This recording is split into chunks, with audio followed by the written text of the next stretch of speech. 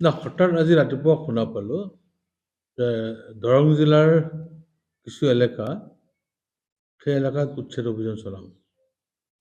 উচ্ছেদ এটা অমানৱীয় কাৰ্য। চৰকাৰৰ দায়িত্ব আৰু কৰ্তব্য আছে উচ্ছেদিত যিসকল উচ্ছেদ কৰিব, সেইসকল ভাৰতীয় নাগৰিক হয় নে নহয়। যোৱা মাহত হৈ যোৱা বিধানসভাৰ মজিয়াটো মই এই কথাটো সজোৰে উত্থাপন কৰিছিলোঁ যে যদি কোনোবা চৰকাৰী মাটিত বা ফৰেষ্টৰ মাটিত বহি আছে, ফৰেষ্টৰ মাটিত বহি থকা মানুহখিনি যদি উচ্ছেদ কৰিব লগা আছে, চৰকাৰে উচ্ছেদ কৰক, আমি বাধা নিদিওঁ। কিন্তু উচ্ছেদৰ পূৰ্বে সেইসকল প্ৰথমে ভাৰতীয় নাগৰিক হয় নে নহয় সেইটো প্ৰতিপন্ন কৰক। আৰু যদি ভাৰতীয় নাগৰিক হয়, অসমৰ সন্তান তেওঁলোক, যদি তেওঁলোকক কোনো এটা ঠাইত সংস্থাপন দি তাৰপিছত তাৰ পৰা উঠাই দিয়ক। এই কথাটো বাৰে বাৰে কৈ অহাৰ পিছতো, বিধানসভাৰ মজিয়াত বাৰে বাৰে উত্থাপন কৰাৰ পিছতো চৰকাৰে তাত কোনো ধৰণৰ কাণসাৰ দিয়া নাই। নিদিয়াকে তেওঁলোকে স্বেচ্ছাচাৰীভাৱে, আক্ৰোশমূলকভাৱে মাত্ৰ এটা সম্প্ৰদায়ৰ ওপৰতে এনেকে অন্যায় অত্যাচাৰ উৎপীড়ন আৰম্ভ কৰিছে। গতিকে অন্যায় অত্যাচাৰ উৎপীড়ন বন্ধ কৰাৰ কাৰণে আপোনালোকৰ চেনেলৰ জৰিয়তে অসমৰ মাননীয় মুখ্যমন্ত্ৰী আৰু অসমৰ আমাৰ ৰাজ্যপাল ডাঙৰীয়াক অনুৰোধ জনাইছোঁ যে উচ্ছেদ বন্ধ কৰক আৰু মানৱীয়তাৰ খাতিৰত সেইসকল ভাৰতীয় নাগৰিকসকলক সংস্থাপন দিয়ক। সংস্থাপন দি আপোনালোকে বনভূমি মুক্ত কৰক। এইটো মোৰ আহ্বান থাকিল।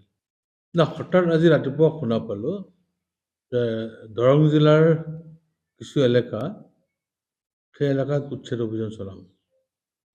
উচ্ছেদ এটা অমানৱীয় কাৰ্য। চৰকাৰৰ দায়িত্ব আৰু কৰ্তব্য আছে উচ্ছেদিত যিসকল উচ্ছেদ কৰিব, সেইসকল ভাৰতীয় নাগৰিক হয় নে নহয়।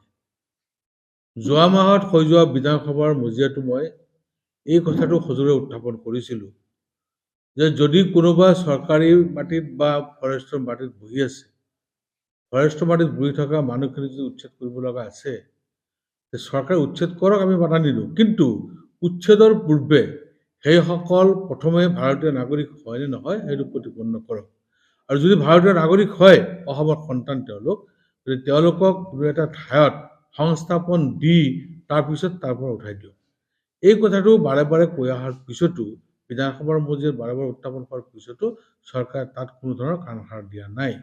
নিদিয়াকে তেওঁলোকে স্বেচ্ছাচাৰীভাৱে, আক্ৰোশমূলকভাৱে মাত্ৰ এটা সম্প্ৰদায়ৰ ওপৰতে এনেকে অন্যায় অত্যাচাৰ উৎপীড়ন আৰম্ভ কৰিছে।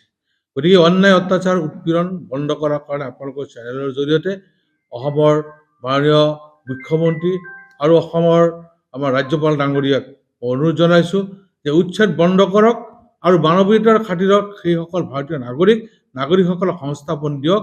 সংস্থাপন দি আপোনালোকে বনভূমি মুক্ত কৰক। এইটো মোৰ আহ্বান থাকিল।